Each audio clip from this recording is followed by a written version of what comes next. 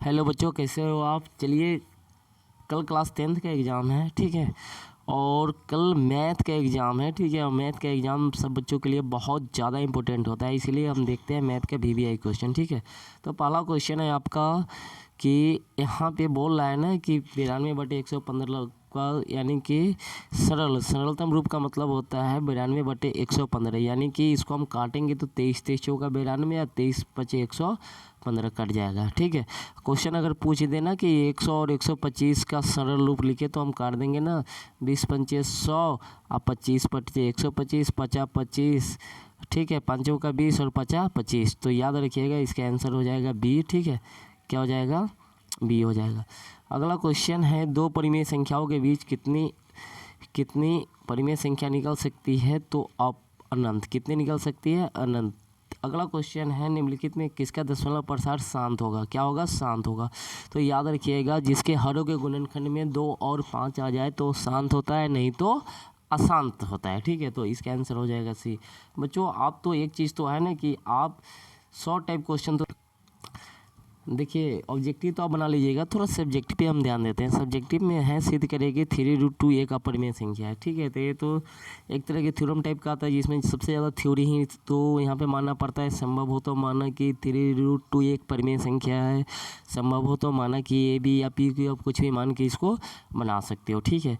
अगला क्वेश्चन है, 2y² + 3y + 1 में y + 2 से भाग देना है। तो देखिए, भाग कैसे देना है ना, तो यहाँ पे y + 2 से, ठीक है, यहाँ 3y², ठीक है, सॉरी, यहाँ पे भाग देना है आपको कि 2y² + 3y, ठीक है। तो यहाँ पे ऐसे भाग देना है ना कि y + 2, ठीक है, यहाँ पे 2y², ठीक है, आप + 3y + 1, ठीक है। तो यहाँ पे तो सबसे पहले अगर हम भाग लगाते हैं तो 2y² है, यहाँ y है, ठीक है। अगर 2y से अगर हम गुना करते हैं ना तो यहाँ पे 2y² आ जाएगा, ठीक है।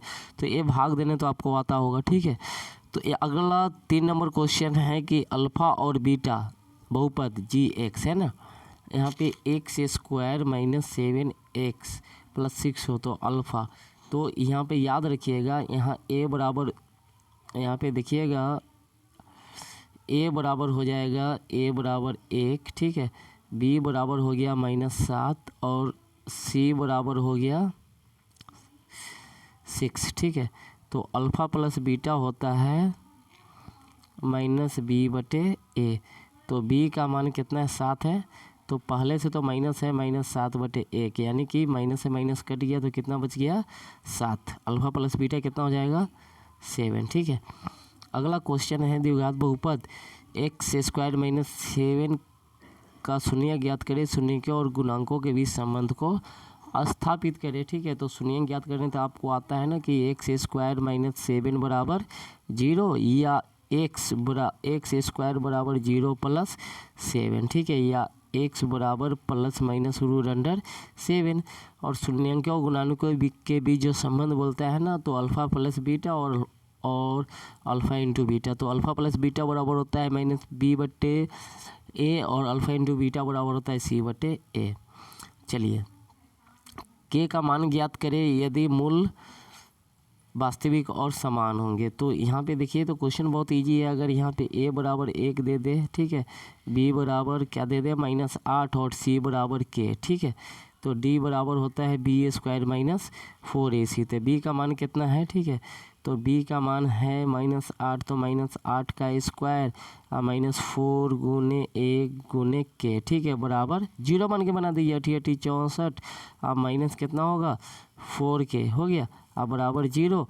और यहाँ पे देखिएगा कि -4k बराबर कितना होगा? यहाँ पे -4k बराबर होगा 0 - 64 हो गया।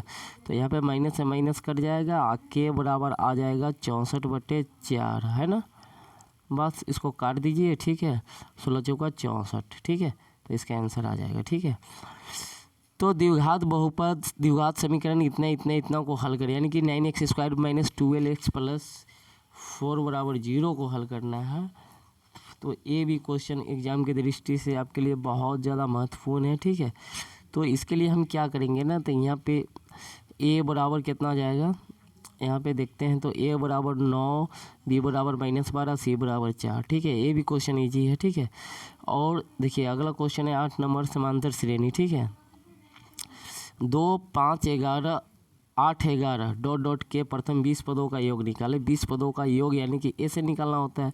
तो देखिए, तो सबसे पहले a बराबर 5, ठीक है, और d बराबर हो जाएगा ना, जैसे कि 5 - 2, तो बराबर कितना हो जाएगा, 5 - 2 बराबर हो जाएगा 3। ठीक है, और n बराबर कितना हो जाएगा ना, 20 पदों तक। तो एस एन निकालना पड़ता है। क्या निकालना पड़ता है, एस एन।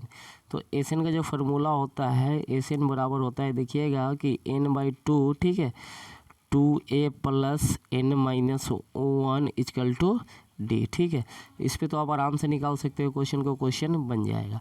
अगला क्वेश्चन है कि उस समांतर श्रेणी का पदांतर निकाले जिसका 11वां पद 38 है और 16वां पद 73 है। ठीक है, 11वां पद 38 है और 16वां पद 73 है। ठीक है, तो 11वां पद 38 है, तो यहाँ पे क्वेश्चन बनाने के लिए, ठीक है, हम कुछ नहीं करेंगे। यहाँ पे a + 11 - 1 d बराबर 38। तो क्या हो जाएगा, a + 11 में से 1 गया, 10 d बराबर 38, समीकरण 1। ठीक है, और इसका देखेंगे कि 16वां पद 73 है। ठीक है, तो क्या होगा, a + 16 - 1 d बराबर 73। तो a + 16 में से 1 गया, 15 d बराबर 73, समीकरण 2। 1 2 काटेंगे। ठीक है, जो आएगा उसका AP निकाल के हम D निकाल देंगे। ठीक है, देखिए क्वेश्चन तो बहुत इजी है, अगर आप चाहे तो क्वेश्चन को बना सकते हैं। बिंदुओं P इतना इतना, Q को रेखाखंड PQ को इतने के अनुपात में भी। उससे पहले क्वेश्चन है P का मान ज्ञात करें, 3PP समदूरस्थ है। समदूरस्थ का क्वेश्चन भी आपको यानी कि P0 मान के बनाना है, बन जाएगा। ठीक है, और एक क्वेश्चन है 11 नंबर विभाजन सूत्र का। ठीक है, अगर आप बनाना चाहें तो ये सारा का सारा क्वेश्चन बन जाएगा। ठीक है, तो आप लोग बच्चों मैथ का तैयारी अच्छे ढंग से कर लीजिए। मेरे तरफ से बेस्ट ऑफ लक। ठीक है।